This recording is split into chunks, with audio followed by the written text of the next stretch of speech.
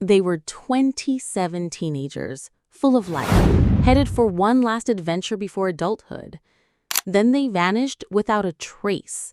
No calls, no bodies, just silence. For 22 years, the story of the class of '99 was nothing more than a terrifying urban legend, a cautionary tale whispered around campfires. That is, until a hiker stumbled upon a rusted school bus in the woods, swallowed by moss, filled with moldy yearbooks, and something else. Something no one was prepared for. June 3rd, 2021. Oregon's Rogue River, Siskiyou National Forest. A seasoned hiker, off his usual trail, catches sight of a strange yellow object through the trees.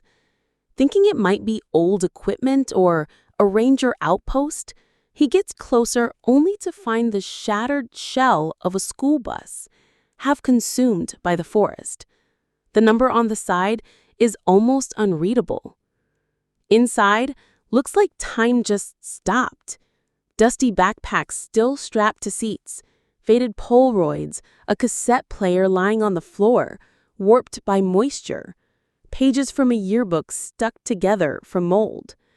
But in the very back seat, a pile of clothing, and beneath it, what was unmistakably a human jawbone. When investigators arrived, they immediately connected the buzz to one of the most chilling cold cases in Oregon history. The disappearance of Forest Grove High School's senior class of 1999, during their graduation trip.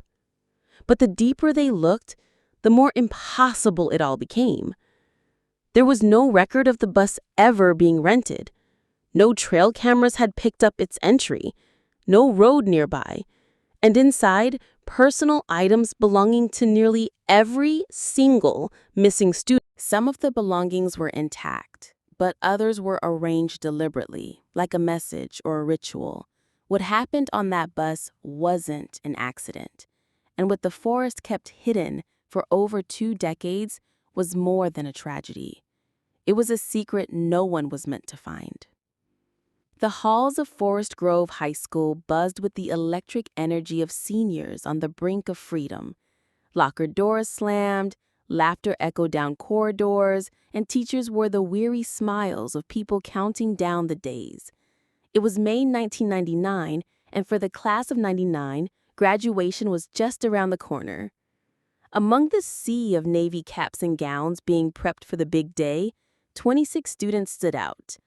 Not because they were extraordinary, but because they were close. A tight-knit group grown together over the years through shared classrooms, heartbreaks, inside jokes, and Friday night games. Lacey Monroe walked the hall with effortless grace, a folder clutched to her chest. She was everything her parents hoped for. Valedictorian, student council president, future Ivy Leaguer. Her father, Mayor Thomas Monroe, never missed a chance to mention her achievements during city speeches. But those who knew Lacey closely saw the pressure behind her polished smile.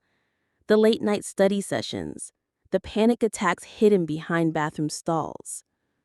Not far behind, Jared Fields darted into the AV room, camera in hand, narrating his own mockumentary of high school life. Jared was the class clown, bold, relentless, occasionally obnoxious, but his eyes carried a sharpness few noticed. He planned to turn the camping trip into his final project, a time capsule of their last week together. Going to be my Blair Witch, but funnier, he'd joke. Tyrese Hall towered over most of his classmates, shoulder pads long since replaced with the proud weight of a full-rides football scholarship to Oregon State. Everyone expected big things from Tyrese. Coaches, classmates, his mom especially. But with every scholarship offer came a growing fear. What if he failed? What if the best years of his life were already behind him? Then there was Emily Tran, the girl whose presence was often marked only by the soft scrape of pencil on paper. Her sketchbook never left her side, filled with portraits of classmates who never knew they'd been drawn, and forest scenes she claimed came to her in dreams. She rarely spoke unless spoken to, but when she did, it lingered. Emily wasn't exactly part of the group, but somehow they all trusted her. As the final bell rang on a Friday afternoon, the school was alive with celebration. Someone blasted Green Day's Good Riddance from their car stereo. Teachers handed out final permission slips, and talk of the upcoming trip to the Rogue River Wilderness dominated every conversation. June 5th, 1999. It was supposed to be a celebration. 27 seniors from Forest Grove High School had been planning their graduation trip for months. After finals, college acceptance letters, and years of small-town monotony, this trip was their moment of freedom. The destination? A remote campground nestled deep within Oregon's Rogue River Siskiyou National Forest. Isolated, scenic, and far away from parents, curfews, and rules. They left that Saturday morning in a yellow school bus driven by Mr. Harold Griggs, a substitute driver filling in for the usual one who had called out sick the night before. Departure was cheerful. Students waved to their families, backpacks stuffed with snacks and sleeping bags. A few parents captured grainy camcorder footage, laughter, cheers, and a group photo just before boarding. That was the last anyone would ever see of them. That evening, one of the parents, Mrs. Elsie McGlure, received a voicemail at 6:41 p.m. It was from her daughter, Rachel. In the background, muffled laughter, someone yelling, "Turn that off!" Then a pause and silence. No goodbye, no hang-up, just static. When the bus failed to check in at the campground that night, it was first assumed they'd gotten delayed. The weather had turned foggy. Roads in the forest were narrow, barely paved, and lined with sheer drop-offs. Parents called, but no one answered. By Sunday morning, panic set in. Search and rescue teams were dispatched. Helicopters scanned the region. Dogs tracked dead ends. But there were no tire tracks, no cell phone pings, and no broken branches to follow. The campground host confirmed no yellow school bus had arrived. The bus and its passengers had simply vanished. On the third day, search teams widened their perimeter.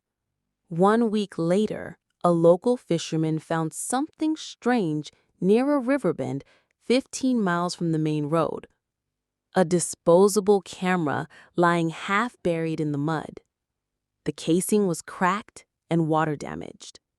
When investigators opened it, they found it empty. The film inside had been removed. 10 days after that, another mystery surfaced. Mr. and Mrs. Callahan, whose son Trevor was among the missing, received a letter in the mail. No return address, no postmark. Just 5 words written in shaky handwriting. "We made it. Please stop looking." At first, the note gave them hope, but handwriting experts reviewed it. The curves of the letters were off, the pressures inconsistent. It looked almost like Trevor's writing, but not quite. The final verdict, likely forged, possibly traced. Still, the note sparked rumors. Some said the kids had staged their disappearance. Others whispered about cults or strange rituals in the woods. Some believed the students were still alive, hiding. But the facts remained the same.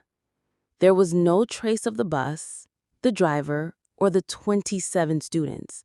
No witness ever came forward. Nobody was ever found. And after 2 months, the case was quietly closed, labeled an unsolved missing persons event. But the parents never stopped looking. Some walked the forest trails every year. Others posted photos on missing persons boards. And one father, Robert Vasquez, kept a journal documenting every theory, every strange tip, every sleepless night. He once wrote, "I don't think they drove off the road. I don't think it was an accident. I think something took them, something that didn't want them found. He never explained what he meant, and no one never proved him wrong. 21 years had passed. The halls of Forest Grove High School echoed with the sounds of new students, new laughter, and new memories. But a shadow lingered. A plaque near the entrance bore the names of 27 students etched in bronze beneath the words, "Gone but never forgotten. Class of 1999."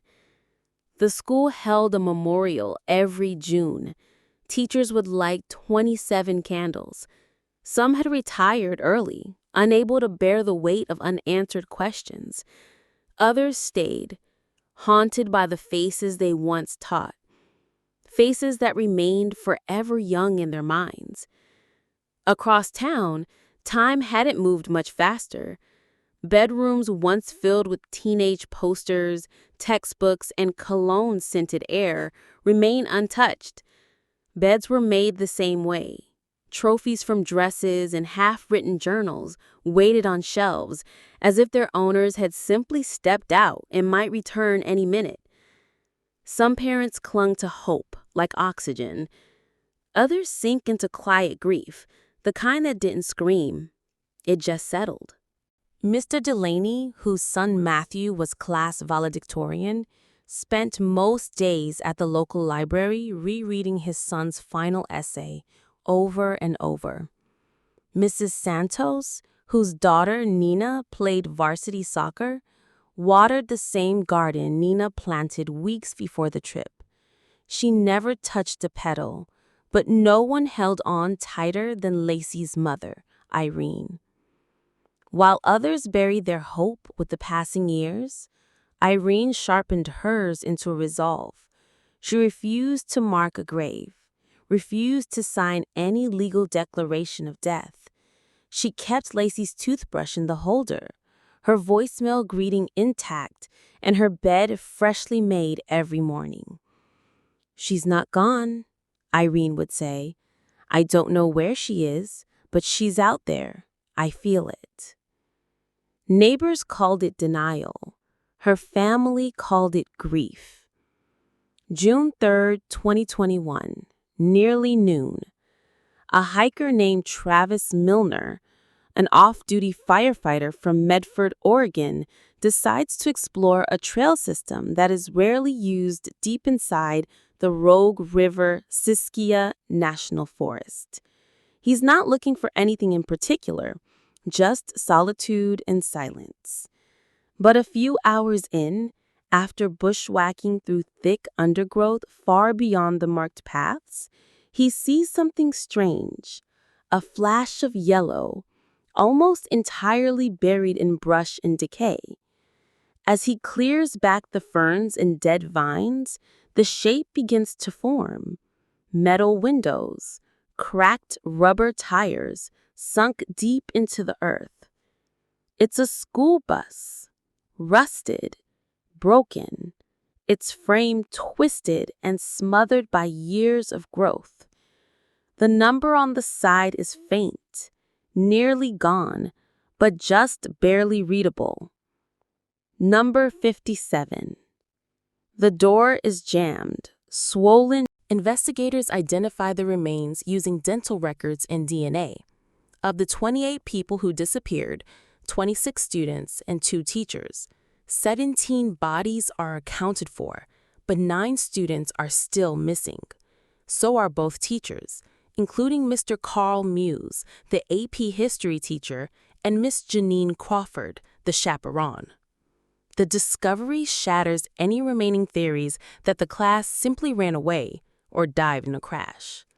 The bus is too deep in the forest, with no path wide enough for a vehicle of that size to reach without a trace. No roads nearby, no tire marks. It didn't crash there.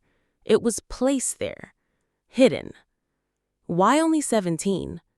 Where are the others? And why was Emily, a quiet student who barely spoke in class, drawing scenes that looked like rituals? Investigators combed the area within a half-mile radius, but the dense terrain slows the search.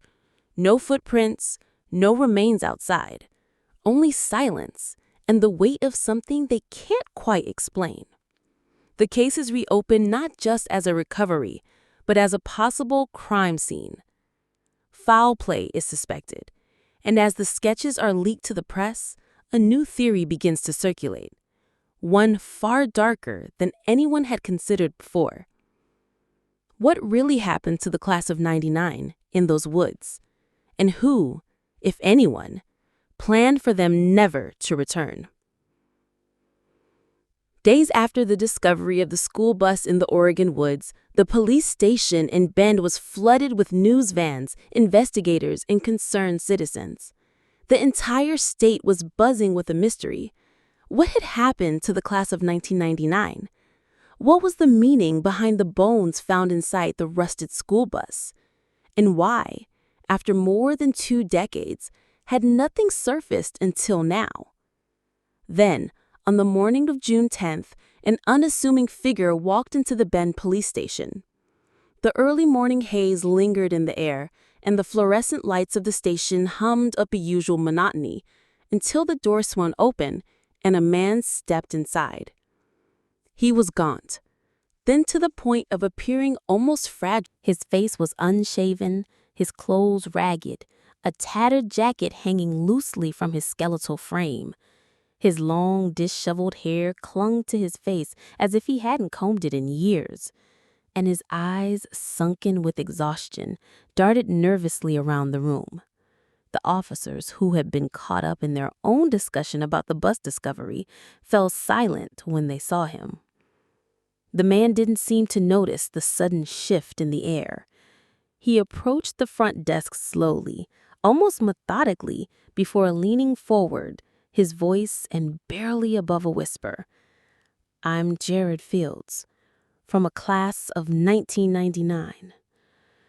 For a moment, no one moved. The words hung in the air, charged with the weight of 22 years of unanswered questions. The officers exchanged confused glances, as if waiting for a punchline, but none came.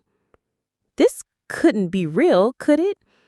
The last time anyone had heard Jared Fields' name was when he, along with the rest of his senior class, had vanished during their graduation trip. No body had ever been found, no trace. One of the officers, Sergeant Emily Wells, stepped forward cautiously. "Mr. Fields, can we get your identification?" Jared didn't respond. Instead, his eyes flicked nervously around the room, like someone who was constantly looking over his shoulder. "I was never supposed to come back," he mumbled, his voice trembling. "They're still watching." A chill ran down Sergeant Wells' spine.